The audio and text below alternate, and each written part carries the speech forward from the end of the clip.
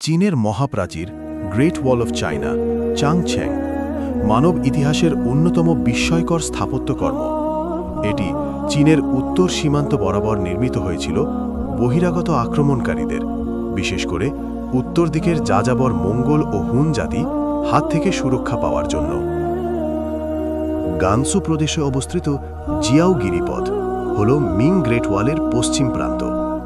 এখান থেকে প্রাচীরটি হেক্সি করিডর ধরে অবিচ্ছিন্নভাবে নেমে নিংজিয়ার মরুভূমিতে প্রবেশ করে।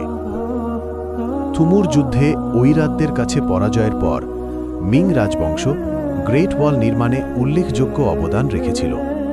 মঙ্গোল উপজাতিদের সাথে দীর্ঘস্থায়ী সংঘর্ষের প্রেক্ষাপটে এই পরাজয় ঘটেছিল। চীনের উত্তর সীমান্তে দেওয়াল নির্মাণের মাধ্যমে প্রতিরক্ষার জন্য একটি নতুন কৌশল বাস্তবায়িত হয়েছিল। অর্ডোস মরুভূমিতে প্রতিষ্ঠিত মঙ্গোল নিয়ন্ত্রণ স্বীকার করে প্রাচীরটি হলুদ নদীর বাঁককে অন্তর্ভুক্ত করার পরিবর্তে মরুভূমির দক্ষিণ প্রান্ত অনুসরণ করেছিল। পূর্ববর্তী দুর্গগুলির বিপরীতে মিংদের নির্মাণ ছিল আরও শক্তিশালী এবং আরও বিস্তৃত, কারণ মাটির পরিবর্তে ইট এবং পাথর ব্যবহার করা হয়েছিল। দেওয়ালে 25,000 পর্যন্ত ওয়াচ টাওয়ার নির্মিত হয়েছিল বলে অনুমান করা হয়। বছরের পর বছর মঙ্গোলদের অভিযান অব্যাহত থাকায় মিংরা দেওয়াল মেরামত এবং শক্তিশালী করার জন্য যথেষ্ট সম্পদ ব্যয় করেছিল। মিং রাজধানী বেইজিংয়ের কাছের অংশগুলি বিশেষভাবে শক্তিশালী ছিল। জেনারেল কিউজি গুয়াংয়ের তত্ত্বাবধানে 1567 থেকে 1570 সালের মধ্যে সানহাই গুয়ান পাস থেকে চাংপিং পর্যন্ত 1200 ওয়াচ টাওয়ার নির্মিত হয়েছিল এবং রামমাটির প্রাচীরের কিছু অংশ ইট দিয়ে তৈরি করা হয়েছিল। উত্তর আফ্রিকার পর্যটক ইবনে বতুতা, যিনি আনুমানিক 1346 সালে ইউয়ান রাজবংশের সময় চীন সফর করেছিলেন, সম্ভবত চীনে আসার আগেই চীনের মহাপ্রাচীর সম্পর্কে শুনেছিলেন। তিনি তার ভ্রমণ কাহিনী gift to those wonders of cities and the marvels of ট্রাভেলিংয়ে লিখেছেন। প্রাচীরটি জেইতুন, আধুনিক কোয়াঞ্ঝো থেকে 60 দিনের ভ্রমণ।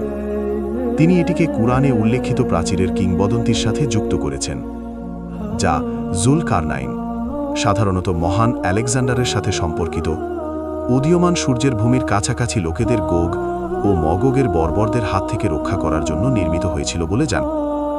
ইসলামে সরাসরি মহাপ্রাচীরের উল্লেখ নেই, তবে কুরআনে একটি বিখ্যাত ঘটনা আছে। জুলকারনাইন ও ইয়াজুজ মাজুজের প্রসঙ্গে বলা হয়েছে তিনি একটি বিশাল প্রাচীর নির্মাণ করেছিলেন, যাতে তারা মানবজাতির উপর হামলা করতে না পারে। সূরা কাফ 18, 93, 89। অনেকেই এই প্রাচীরকে চীনের মহাপ্রাচীরের সাথে মেলাতে চান, তবে ইতিহাসবিদরা বলেন জুলকারনাইনের প্রাচীরের অবস্থান নিশ্চিতভাবে জানা যায় না। এটা ককেশাস অঞ্চলের দারিয়াল পাস বা ককেশীয় প্রাচীর হতে পারে, তাই মহাপ্রাচীরের সাথে সরাসরি ইসলামী ঘটনার প্রমাণিত মিল নেই। এর মোট দৈর্ঘ্য প্রায় 21,196 কিলোমিটার, মানে পৃথিবীর পরিধির অর্ধেকেরও বেশি। মহাপ্রাচীর আসলে একটানা নয়, বরং বিভিন্ন যুগে নির্মিত অসংখ্য অংশের সমষ্টি। কোথাও কোথাও ভাঙা বা হারিয়ে গেছে। আগে বলা হতো মহাপ্রাচীর মহাশূন্য থেকে খালি চোখে দেখা যায়। বাস্তবে এটি ভুল ধারণা। টেলিস্কোপ ছাড়া মহাশূন্য থেকে দেখা যায় না। প্রথম দিকে মাটি, কাঠ ও পাথর দিয়ে তৈরি হয়। মিং আমলে ইট ও চুন সুরকি ব্যবহার করে মজবুত করা হয়। প্রচলিত আছে প্রাচীরের কিছু জায়গায় চালের গুঁড়ো মেশানো সুরকি ব্যবহার করা হয়েছিল। ধারণা করা হয় মহাপ্রাচীর নির্মাণে 10 লক্ষাধিক শ্রমিক, সৈন্য ও কৃষক কাজ করেছিল। অনেকেই দুর্ঘটনা, ক্লান্তি বা রোগে মারা যায়।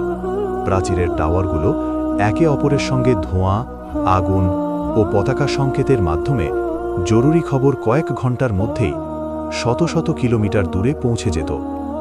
এটি ছিল সীমান্তে কর আদায়ের জায়গা। সিল্ক রোডের যাত্রী ও ব্যবসায়ীদের কাছ থেকে কর নেওয়া হতো।